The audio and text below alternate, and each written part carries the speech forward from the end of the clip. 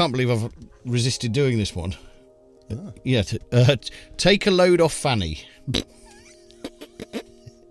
Take a load for free. Mm-hmm. Take a load of Fanny.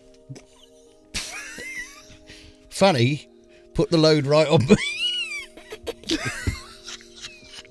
I don't think that's what it means. Anyway, welcome to Is It?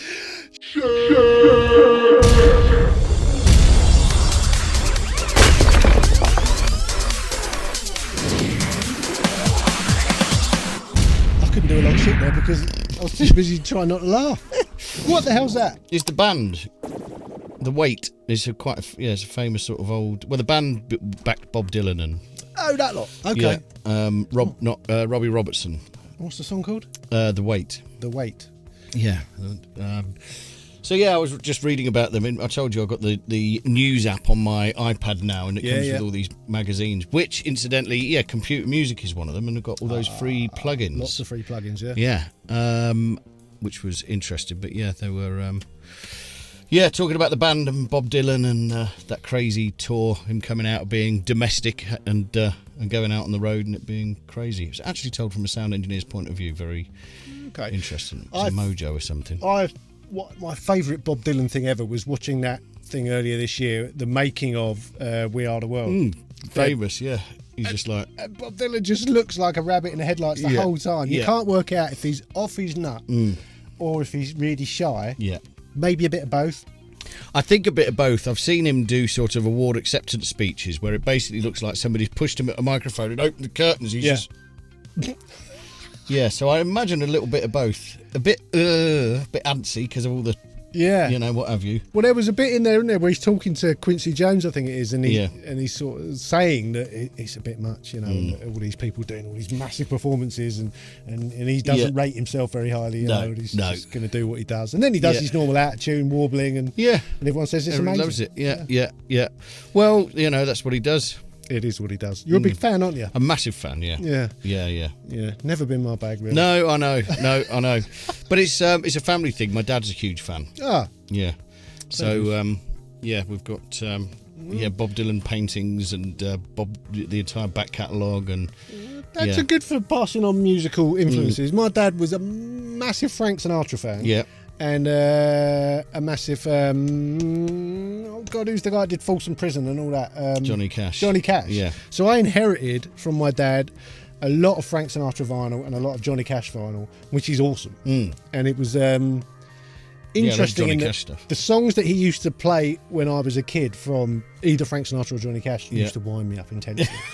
Whereas now when I listen to them, I just think they're amazing. Yeah. And it's a combination of the nostalgia mixed with the fact that actually they were amazing all along. I was just a bratty teenager. Yeah, but nostalgia is a big part of it. It does mean a lot being past music. That's it's a bit like the mixtapes thing, isn't it? It's a really cool way of...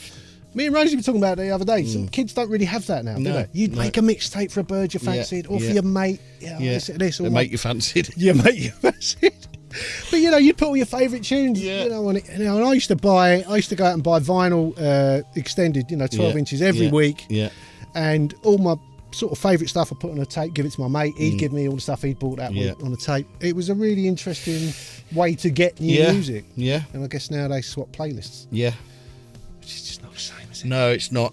Again, I've spoken about this, but Spotify. I can never decide what to listen to on Spotify. Whereas you've got a limited number of records. Yeah. And so I prefer having a restricted choice. It's a bit like Netflix. You can never decide what to. No, you spend hours flicking through. Yeah, because there's always something a bit better. Yeah. Well, I think the interesting thing I found with Spotify is that when I first got a Spotify account, I went back and listened to all the stuff that I'd missed from my teenage years, that I hadn't heard in years. Got bored of that quite quick. Yeah. Then went back to having everything to choose from and now don't really listen to it. No. I'd much prefer to put a bit of vinyl on. Yeah, same. I know that my vinyl collection I love. Yeah. And I'm going to enjoy it. Yeah. Weird, eh? We sound like two really old farts thought, shouting at clouds. That's it. Yeah, I never thought I'd be in the shouting out for vinyl camp, but yes, I am. Let's switch channels. This show is dull. You bet. Wow. Anyway, from two old farts to something that's modelled on something even older. I think. Yeah, it is older than both of us, this thing. Today we are looking at a new plugin from Tone Empire. Tone Empire have been busy using their new AI stuff. Somehow they're using that to model analog pieces of gear. And this one's interesting because it's a piece of gear that I used to work with a lot on a daily basis. So this is called the Tone Empire Pythor. And it's a kind of a play on words because this is based on a Pi compressor. And the Thor bit comes from the fact that there's a hammer mode. I don't really know what the hammer mode has to do with the Pi compressor. I think that was a random thing they've thrown in there. But yeah, studio I used to work at a long time ago when I was very young, when I was like 18, 19, 20, had a pair of these Pi compressors. And they were fantastic. Very, very unique in that they use PWM, pulse wave modulation, to trigger the compressor. I think there was some kind of the width of the wave, the wider it was, the more it triggered. I don't know, but they were very cool, very fast, sounded awesome on drums, and awesome on vocals. I think we'd track drums through them, we'd put vocals through them, and then we'd even stick the mix through them, and they sounded fantastic. I have a lot of fond memories of them, and I think they ended up being sold to Edwin Collins from Orange Juice. Oh, really? I think he bought them when the studio shut. Never known a girl like you I think before. all that was recorded on that stuff. Do you? We had a big collection of like really old Valve gear, and there he bought most of it, I think. Good sounding record, that. Good sounding record, yeah. Yeah, well, it would have gone through a pair of these.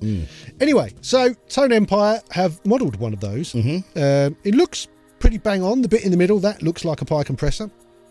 There's the hammer on the left. Very strange. You click the hammer, little light comes on, and you just get more compression. I don't get the relevance of that to the Pi compressor, but it works. You get more compression. Over on the right here, you have an EQ section, which again wasn't part of the original. So you have like a high shelf and you have a low shelf. These buttons where you select, turn it on or off, or select it between pre and post. Every time you click one, there's like a glitch. Ooh. It mutes.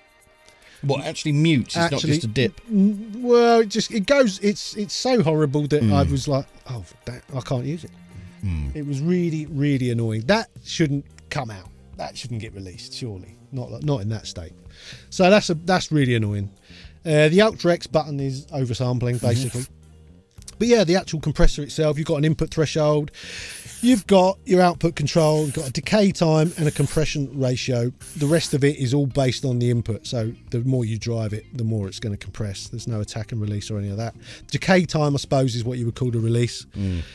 It sounds all right. I don't like the hammer mode particularly. If you just use it as is and leave the EQ alone, it sounds fine. So, but then it's only about a quarter of what's actually there. Yeah. Yeah. Okay, so don't touch the EQ. No. Don't use hammer mode. No. Just use the normal compressor, and then it's okay. Yeah, you've got some extra controls at the top. You've got in out. You've got the mix control. You've got high and a low. It's got some presets which are okay, but generally I found it to be a little bit not great. Oh well, can we demo it? You can go and demo it for a full 15 days. 15 days. You get your 2 weeks plus 1 day. 2 weeks plus 1 day. Yeah. Lucky that. And then if I haven't asked the question yet. So these people, the viewing several, disagree with you and they wanted to purchase it. Yes. How much could they purchase it for? Normally it would be $99. Ouch. Yeah, that's a bit ouch, isn't it? Really, I think. In the sale right now, $39. Okay, well that's because I think, not that I've heard it, but it could be one of those things that somebody goes out, tries it, and likes. Yeah, 100% it could. Yeah, I know Waves do a model one of these, which was very good. Actually, I was always quite impressed with that one. It works fine. It has some glitches, and I think that needs fixing. Okay, but so overall, Sean, the Tone Empire Pythor. Is it shit? Yeah, you can't release a plugin that's got glitches. No. If it mutes, causes weird noises when you click on buttons, it's not ready for release yet. So because of that, it's a bit shit. Okay, there we go. Please don't forget to like the video. That'd be nice if you did that. You could also subscribe to the channel or become a channel member. We've got an Instagram, Studio Life 101, and a Patreon. And there's a merch stand, and there's a mixing course, a whole bunch of other stuff. All the links for that are down there. So you're going to have a look. Until then, sayonara, suckers. Adios.